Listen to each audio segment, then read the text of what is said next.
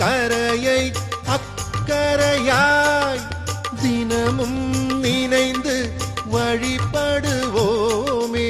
திருவக்கரை மாகாளி தினம் சிவபூஜை செய்யும் திருத்தலம் இதுவே.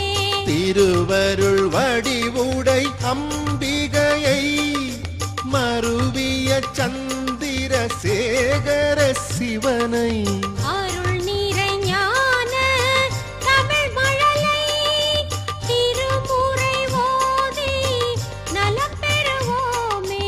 சிவாய நம ஓம் சிவாய நம ஓம் நம சிவாய சிவ சிவாய நம ஓம் சிவாய நம ஓம் சிவாய நம ஓம் நம சிவாய சிவ சிவாய நம ஓம்.